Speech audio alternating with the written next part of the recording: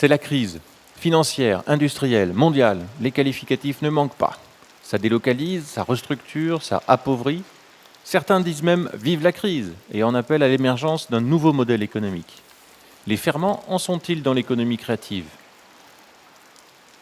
En mars 2009, les éditions Mola publient « Économie créative, un levier pour sortir de la crise », rédigé par l'Institut des Deux Rives, think tank bordelais. Abécédaire de A à X, interviews, synthèse d'études font le tour du sujet. Une économie créative qui trouverait naturellement sa place dans le cœur des villes, créatrice de valeur ajoutée, avec pour moteur la créativité et des réseaux de communication à très haut débit. Une économie que l'on ne peut pas délocaliser, puisque son moteur n'est pas capitalistique, mais créatif. Commençons par définir précisément l'économie créative. Rencontrons Jacques Delmoly, membre de l'Institut. Comme définition de l'économie créative, je dirais simplement que se trouve au cœur de ce concept la créativité. Or, la créativité, qu'est-ce que c'est? C'est la capacité à créer des idées nouvelles. Alors, ces idées peuvent se concrétiser dans des créations, qu'elles soient d'ordre fonctionnel, comme l'architecture, le design, la publicité, ou des créations plus gratuites, comme les arts visuels ou les arts de représentation. Bien, l'origine du concept d'économie créative remonte au milieu des années 90.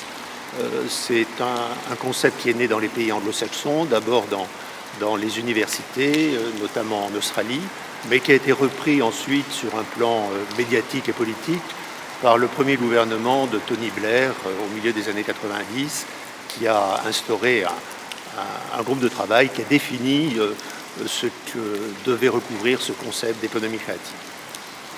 Il y a des villes créatives qui sont constituées en réseau, patronnées par l'UNESCO. Il y en a une dizaine à l'heure actuelle. Je citerai Montréal. En Europe, il y a Berlin, il y a Édimbourg, il y a Bologne, il y a Lyon en France, il y a Séville en Espagne.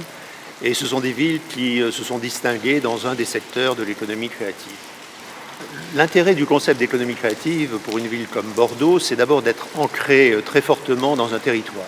En effet, les activités qui font partie de l'économie créative se délocalisent moins facilement que les activités de l'industrie traditionnelle et font partie de l'identité d'une ville.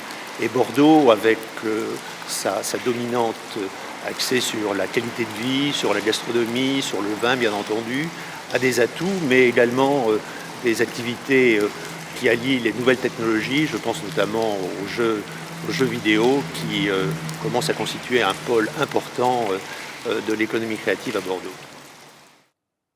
Partons maintenant à la rencontre d'un entrepreneur créatif, Thomas Bernard, fondateur de la galerie Cortex Atlético.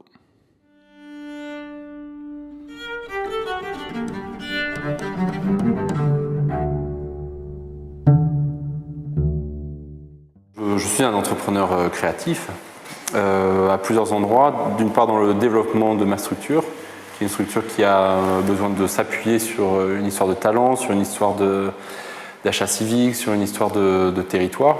Je suis une entreprise qui est liée directement à la création puisque je vends des œuvres. Je vends des œuvres dont je fais la promotion en les accueillant ici, en les diffusant un peu partout depuis ici.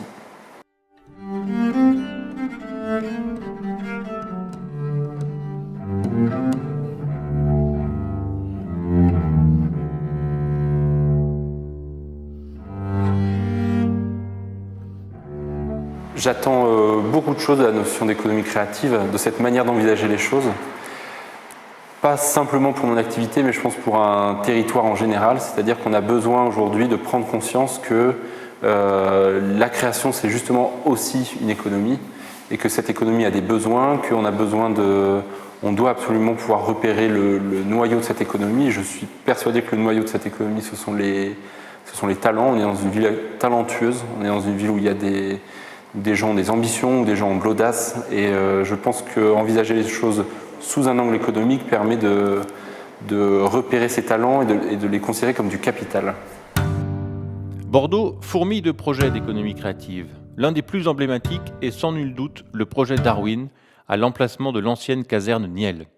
Les idées remplaceront les militaires. Nous sommes ici à Bordeaux sur le site de la caserne Niel qui sera d'ici quelques années l'un des principaux écoquartiers de Bordeaux. Le projet Darwin qui nous environne avec ses murs sera le premier équipement qui va naître sur ce futur écoquartier et qui a une vocation bien spécifique, assez inédite et originale puisqu'elle ambitionne de mutualiser sur un site unique des activités liées à la culture, à l'économie et à l'écologie.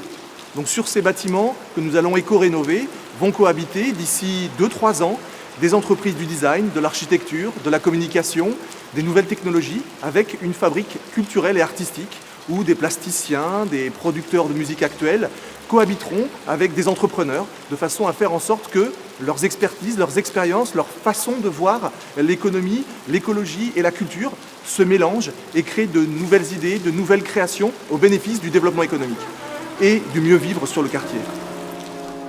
Introduction à l'économie créative par l'Institut des Deux Rives aux éditions Mola, en vente partout, 9 €.